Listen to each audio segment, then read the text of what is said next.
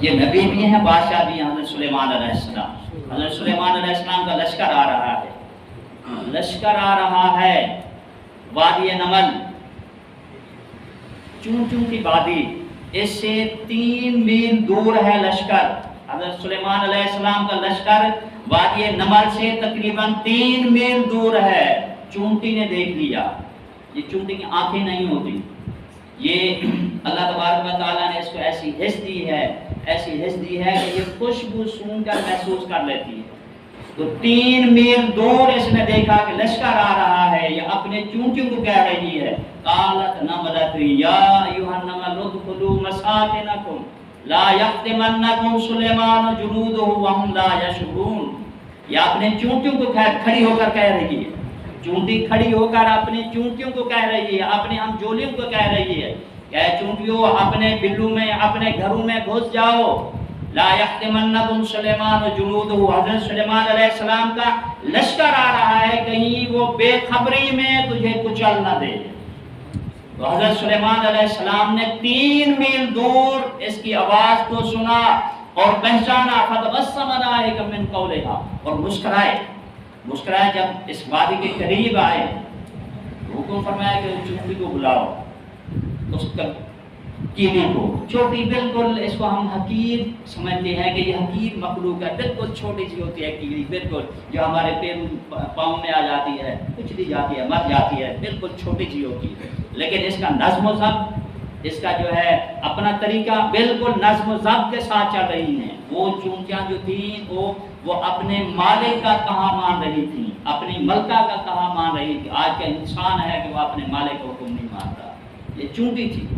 تو حضرت سلیمان علیہ السلام نے اس کو بلا کر اپنے ہاتھ پر بٹھایا، ہاتھ پر بٹھا کر حضرت سلیمان علیہ السلام اس سے گفتگو فرما رہے ہیں، بات کر رہے ہیں کہ اے چونٹیوں کی سردار، اے چونٹیوں کی سردار، تو نے اپنے چونٹیوں کو، اپنے ہم جولیوں کو کیوں کہا تھا کہ بلوں میں گھس جاؤ، گھروں میں گھس جاؤ؟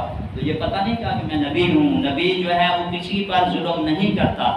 یہ چونٹی جواب دے رہی ہے کہ اللہ کے نبی، مجھے پتا تھا کہ اللہ کے نبی جو ہے وہ کسی پر ظلم نہیں کرتے، لیکن آپ کا جو لشکر تھا بے خبری میں، وہم لا یشعرون، وہ بے خبری میں انہیں کچل نہ دے۔ اللہ کے نبی، میں نے ان کو اس لیے حکم دیا کہ بے خبری میں تمہیں وہ کچل نہ دے، اپنے بلوں میں چلی جاؤ، اپنے گھروں میں گھس جاؤ۔ یہ چونٹی تھی۔ دوسرا اس نے عرض کی، اے اللہ کے نبی، ایک تو یہ وجہ تھی، دوسری وجہ یہ تھی کہ میں نے ان سے کہا کہ اپنے بلوں میں گھس جاؤ، اس لیے کہا کہ آپ کی یہ شان و شوکت، آپ کا جو تخت ہے، اس کو دیکھ کر یہ اپنی اصلیت نہ بھول جائیں۔ ایک وجہ یہ تھی۔ دوسری وجہ یہ تھی کہ میں نے انہیں حکم دیا کہ اپنے بلوں میں گھس جاؤ، اس کی وجہ یہ بھی تھی کہ آپ کے شان و شوکت، اس تخت کو دیکھ کر یہ اللہ کے ذکر سے غافل نہ ہو جائیں۔ اللہ کے نبی، میں نے اس لیے انہیں کہا کہ اپنے بلوں میں گھس جا، اس لیے اپنے بلوں میں گھس گئے۔ تو حضرت سلیمان علیہ السلام نے اس سے اور بھی سوال کیے، فرمایا کہ اے چونٹی، کیا تم اپنی قبیلے کی، اپنے خاندان کی سردار ہے؟ یہ چونٹیاں جو ہوتی ہیں ان کا نظم و ضبط ہوتا ہے، یہ اپنے گروہ کی، اپنے قبیلے کی ایک سردار ہوتی ہے، اس کی سردار جو ہوتی ہے وہ مادہ ہوتی ہے، مادہ سردار ہوتی ہے، جو بھی اس کو حکم دیتی ہے وہ اس طریقے سے چلتی ہے۔ تو حضرت سلیمان علیہ السلام نے پوچھا کہ کیا تم اپنی قوم کی، اپنے اس گروہ کی، قبیلے کی سردار ہے؟ حالانکہ پتہ ہے نبی ہیں، لیکن لذت ایسی آئی اللہ کے نبی کو کہ اللہ کے نبی ایک چونٹی سے بات کر رہے ہیں۔ تو وہ عرض کر رہی ہے کہ میں اپنے قبیلے کی سردار ہوں۔ وہ پوچھ رہی ہے کہ کیا آپ نبی ہیں؟ اس کو پتہ ہے کہ اللہ کے نبی ہیں، کیا آپ نبی ہیں؟ حضرت سلیمان علیہ السلام نے فرمایا کہ میں اللہ کا نبی ہوں۔ حضرت سلیمان علیہ السلام نے فرمایا کہ میرا تخت ہے، کیا تیرا تخت بھی ہے؟ یہ عرض کرتی ہے کہ میرا تخت بھی ہے۔ حضرت سلیمان علیہ السلام فرماتے ہیں کہ میرا تخت خوبصورت ہے یا تیرا تخت خوبصورت ہے؟ یہ چونٹی، یہ چھوٹی سی کیڑی یہ عرض کرتی ہے اللہ کے نبی، اس وقت جو ہے میرا تخت خوبصورت ہے، آپ کا تخت خوبصورت نہیں ہے۔ حضرت سلیمان علیہ السلام نے فرمایا کہ دیکھ میرا تخت، اس پر ہیرے، موتی، جواہر، سونا لگا ہوا ہے، یاقوت لگے ہوئے ہیں۔ تو حضرت سلیمان علیہ السلام نے یہ فرمایا، یہ چونٹی کہتی ہے اللہ کے نبی بے شک آپ کے تخت پر ہیرے موتی جواہر لگے ہوئے ہیں، لیکن مجھے دیکھو کہ میں اب کہاں بیٹھی ہوں، میرا تخت جو ہے یہ آپ کا دستر ہے، آپ کا ہاتھ ہے، میرا تخت جو ہے آپ سے تخت سے اچھا ہے۔ ایک اور سوال کیا حضرت سلیمان علیہ السلام نے کہ اے چونٹی یہ بتا کہ میں اچھا ہوں یا تم اچھی ہے؟ یاد کرتی ہیں اللہ کے نبی نبی ہوتا ہے، انسان ہے، اس کا مقابلہ تو میں نہیں کر سکتی، لیکن اس وقت جو ہے میں آپ سے اچھی ہوں۔ حضرت سلیمان علیہ السلام نے پوچھا کہ اس کی وجہ کیا ہے؟ وہ عرض کرتی ہے اللہ کے نبی اس وقت پوری روئے زمین پر سب سے اچھا جو جگہ ہے وہ آپ کا ہاتھ ہے، آپ کا ہاتھ مبارک ہے۔ یہ دیکھو کہ آپ جو ہے نیچے بیٹھے ہیں، میں آپ کے ہاتھ مبارک پر بیٹھی ہوں، اس لیے جو ہے میں آپ سے اچھی ہوں۔ وہ چونٹی ایک یہ ہاتھ ہے، یہ حضرت سلیمان علیہ السلام کے ہاتھ کا معجزہ تھا۔ ایک وہ ہاتھ ہے ہمارے نبی حضرت محمد صلی اللہ علیہ وسلم، نبی آخر الزمان آقا علیہ السلام کا ہاتھ مبارک ہے کہ آپ وسلم کے ہاتھ مبارک میں پتھر بھی کلمہ پڑھ رہے ہیں۔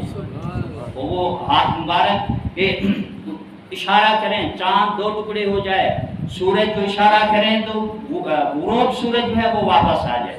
وہ چونٹی اللہ تبارک و تعالیٰ نے اس چونٹی کو علم دیا ہے، ہم تو علم پڑھتے ہیں، اللہ نے اس کو اور بھی علم دیا ہے۔ یہ بارش ہونے نہ ہونے کا ان کو پتہ لگ جاتا ہے، موسم ابر آلود ہے، بہت بادل ہیں، گہرے بادل ہیں، گر بھی رہے ہیں، ان کو دیکھو یہ اطمینان سے چل پھر رہی ہیں چونٹیاں، سمجھ لو بارش نہیں ہو، بادل نہیں ہیں یا تھوڑے ہیں، موسم ایسا ابر آلود نہیں ہے، دیکھو کہ یہ بے چینی سے پھر رہی ہیں، اپنی خوراک جو ہے یہ اپنے بلوں میں جو ہے لے کر جا رہی ہیں، سمجھ لو کہ بارش ہوگی۔ ایک اللہ نے اس کو یہ علم دیا، ایک یہ علم دیا کہ یہ اپنی خوراک، جس طرح انسان اپنی خوراک جمع کرتا ہے، یہ بھی اپنی خوراک جمع کرتی ہیں سال بھر۔ ایک دانہ جتنا بھی وہ گروہ ہوتا ہے، قبیلہ ہوتا ہے، خاندان ہوتا ہے، ایک دانہ جو ہے سال بھر کے لیے ان کی خوراک ہوتی ہے، وہ اس کی بو سینگتی رہتی، خوشبو سینگتی رہتی ہیں، اس کو چاٹتی رہتی ہیں۔ اللہ نے اس کو علم یہ دیا، دانہ ہوتا ہے دانہ کسی نمی پر رکھ دو تو وہ دانہ اگ آئے گا، وہ خوراک نہیں بنے گا، ختم ہو جائے گا۔ جب دانہ اگتا ہے، کوئی دانہ بھی ہے اگتا ہے تو وہ بالکل مٹی ہو جاتا ہے۔ اللہ تبارک و تعالیٰ نے اس کو ایسا علم دیا، یہ ایسا کرتی ہے کہ اس دانے کے 2 ٹکڑے کر لیتی ہے، 2 ٹکڑے کر کے رکھ دیتی ہے۔ یہ دھنیا جو ہوتا ہے، اس کے 2 ٹکڑے ہو جائیں، اس کے بیج کے دانے کے 2 ٹکڑے ہو جائیں تو پھر بھی وہ اگ آتا ہے۔ لیکن اللہ تبارک و تعالیٰ نے اس کو ایسا علم دیا ہے کہ یہ اس دانے کے دھنیے کے دانے کے 4 ٹکڑے کر دیتی ہے۔ یہ چونکہ تو اللہ تبارک و تعالیٰ، یہ جانور ہے نا، جانور اللہ تبارک و تعالیٰ نے اس کو علم دیا ہے، جانوروں کو علم دیا ہے۔ اللہ معاف کرے کہیں کوئی زلزلے کے آنے کے کوئی ایسے امکان ہوں تو یہ جانور وہاں سے ہجرت کر کے چلے جاتے ہیں، یا گھوڑا جو ہوتا ہے، اللہ معاف کرے کوئی ایسا کوئی زلزلے کے آنے کے کوئی ایسے امکان ہوں تو گھوڑا جو ہے وہ اپنے کانوں کو ہلانا شروع کر دیتا ہے، پتہ لگتا ہے کہ یہاں پر اللہ معاف کرے کوئی زلزلہ ہے۔ اللہ تبارک و تعالیٰ نے ان کو علم دیا ہے، یہ پرندے ہیں یا اور جانور ہیں، یہ جنگلی جانور، ان کو علم دیا ہے جہاں رزق، جس خطے میں علاقے میں رزق حرام ہو جائے، سودان ہو جائے، رشوت عام ہو جائے، غریبوں کا مال غصب کیا جائے، فصلیں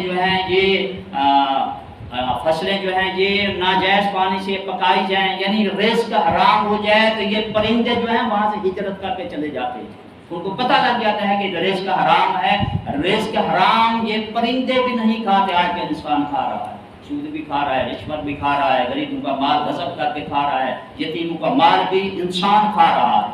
تو یہ اللہ تبارک و تعالیٰ نے اس کو علم دیا ہے، اس چونٹی کو علم دیا ہے کہ جس لشکر کی، بڑی توجہ سے یہ جملہ سماعت فرمانا، جس لشکر کی تربیت حضرت سلیمان علیہ السلام نے کی، چونٹی کو پتہ ہے کہ وہ جان بوجھ کر ہمیں نقصان نہیں دے گا، وہ لشکر ہمیں جان بوجھ کر، قوم لا یشعرون، بے خبری میں کچل دے گا، لیکن جان بوجھ کر ہمیں نقصان نہیں دے گا۔ جس لشکر کی تربیت حضرت سلیمان علیہ السلام کر رہے ہیں اور جس لشکر کی تربیت نبی آخرالزماں حضرت محمد صلی اللہ علیہ وسلم نے کی ہے۔ اللہ معاف کرے، لوگ زبان درازی کرتے ہیں کہ صحابہ کرام نے، خلفائے راشدین نے اہل بیت پر ظلم کیا ہے، جن کی تربیت، جن کی پرورش ایک نبی کرے، حضرت سلیمان علیہ السلام کر رہے ہیں۔ چونٹی کو بھی پتہ ہے کہ وہ جان بوجھ کر ہمیں نقصان نہیں دے گا، اور جس لشکر کی نبی آخرالزمان صلی اللہ علیہ وسلم تربیت کریں، پرورش کریں، تو آدمی سوچ بھی نہیں سکتا کہ وہ کسی کو نقصان دے۔ تو اللہ تبارک و تعالیٰ نے ان کو علم دیا ہے، چونٹی کو علم دیا ہے۔ تو اللہ تبارک و تعالیٰ نے فرمایا کہ